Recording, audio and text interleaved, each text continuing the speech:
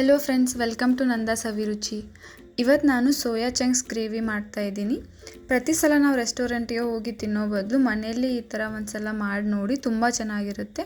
ನೀವು ಇದನ್ನು ರೊಟ್ಟಿ ಜೊತೆ, ಚಪಾತಿ, ಪೂರಿ, ದೋಸೆ, ಪರೋಟ ಎಲ್ಲದರ ಜೊತೆ ಸೂಪರ್ ಕಾಂಬಿನೇಷನ್ ಇದು.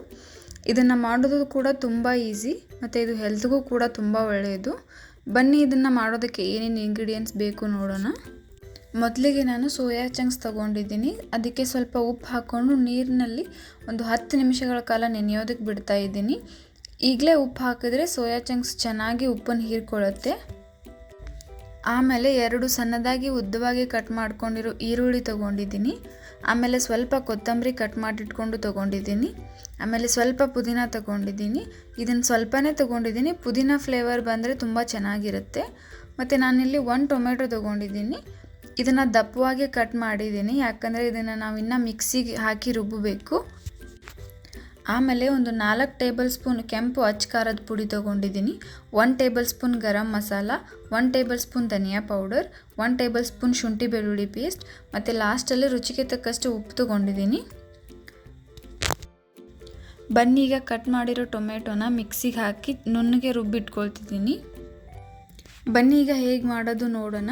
ಮೊದಲಿಗೆ ಒಂದು ಕಡಾಯಲ್ಲಿ 2ರಿಂದ 3 ಟೇಬಲ್ ಸ್ಪೂನ್ ಅಡುಗೆ ಎಣ್ಣೆ ಹಾಕಿದ್ದೀನಿ. ಆಮೇಲೆ ಕಟ್ ಮಾಡಿರೋ ಈರುಳ್ಳಿ ಹಾಕ್ಕೊಳ್ತಿದ್ದೀನಿ. ಅದನ್ನು ಸ್ವಲ್ಪ ಫ್ರೈ ಮಾಡ್ಕೊಳ್ತಿದ್ದೀನಿ. ಈರುಳ್ಳಿ ಸ್ವಲ್ಪ ಬ್ರೌನ್ ಕಲರ್ ಆಗೋವರೆಗೂ ಫ್ರೈ ಮಾಡಬೇಕು. ಆಮೇಲೆ ಇದಕ್ಕೆ 1 ಟೇಬಲ್ ಸ್ಪೂನ್ ಶುಂಠಿ ಬೆಳ್ಳುಳ್ಳಿ ಪೇಸ್ಟ್ ಹಾಕ್ಕೊಳ್ತಿದ್ದೀನಿ. ಅದನ್ನು ಹಸಿ ವಾಸನೆ ಹೋಗೋವರೆಗೂ ಫ್ರೈ ಮಾಡ್ತಾಯಿದ್ದೀನಿ. ಆಮೇಲೆ ಇದಕ್ಕೆ ರುಬ್ಬಿರೋ ಟೊಮೊಟೊನ ಹಾಕ್ಕೊಂಡು ಅದನ್ನು ಸ್ವಲ್ಪ ಫ್ರೈ ಮಾಡ್ಕೊಳ್ತಿದ್ದೀನಿ. ಆಮೇಲೆ ನೆನೆಸಿರೋ ಸೋಯಾ ಚಂಕ್ಸ್ನ ನೀರು ಕಂಪ್ಲೀಟಾಗಿ ಹೋಗೋವರೆಗೂ ಹಿಂಡಿ ಅದನ್ನು ಹಾಕ್ಕೊಳ್ತಿದ್ದೀನಿ.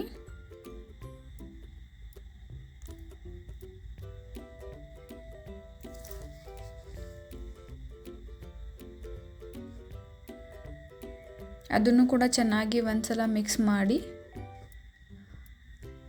ಆಮೇಲೆ ಇದಕ್ಕೆ ಕೆಂಪು ಅಚ್ಚ ಖಾರದ ಪುಡಿ, ಗರಂ ಮಸಾಲ, ಧನಿಯಾ ಪೌಡರ್ ಮತ್ತು ರುಚಿಗೆ ತಕ್ಕಷ್ಟು ಉಪ್ಪು ಹಾಕ್ಕೊಳ್ತಿದ್ದೀನಿ. ಆಮೇಲೆ ಎಲ್ಲನೂ ಒಂದ್ಸಲ ಚೆನ್ನಾಗಿ ಮಿಕ್ಸ್ ಮಾಡಿಕೊಂಡು ಇದಕ್ಕೆ 2 ಗ್ಲಾಸ್ ನೀರು ಹಾಕ್ಕೊಳ್ತಿದ್ದೀನಿ.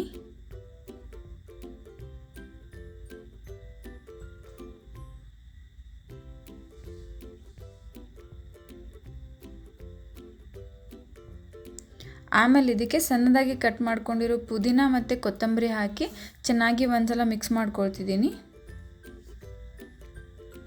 ಆಮೇಲೆ ಒಂದು 5 ನಿಮಿಷ ಕುದಿಬೇಕು. ಆಮೇಲೆ ಇದಕ್ಕೆ 1 ಟೇಬಲ್ ಸ್ಪೂನ್ ಲೆಮನ್ ಜ್ಯೂಸ್ ಹಾಕ್ಕೊಳ್ತಿದ್ದೀನಿ.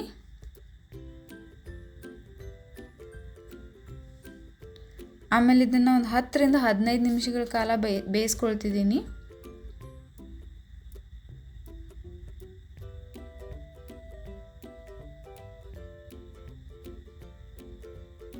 ಈಗ ಇದು ರೆಡಿ ಆಗಿದೆ. ನೋಡಿದ್ರಲ್ಲ ಎಷ್ಟು ಈಸಿಯಾಗಿ ರೆಸ್ಟೋರೆಂಟ್ ಸ್ಟೈಲಲ್ಲಿ ಸಿಗೋ ಥರ ಸೋಯಾ ಚಂಕ್ಸ್ ಗ್ರೇವಿ ರೆಡಿ ಆಯಿತು. ನೀವು ಒಂದ್ಸಲ ಮನೇಲಿ ಟ್ರೈ ಮಾಡಿ. ಈ ವಿಡಿಯೋ ನಿಮಗೆ ಇಷ್ಟ ಆಗಿದ್ದರೆ ಪ್ಲೀಸ್ ಲೈಕ್ ಮಾಡಿ, ಶೇರ್ ಮಾಡಿ ಮತ್ತು ಕಮೆಂಟ್ ಮಾಡಿ. ಇದೇ ರೀತಿ ಟೇಸ್ಟಿ ರೆಸಿಪೀಸ್ಗೆ ನಮ್ಮ ಚಾನಲ್ನ ಸಬ್ಸ್ಕ್ರೈಬ್ ಮಾಡೋದನ್ನು ಮರಿಬೇಡಿ. Thank you.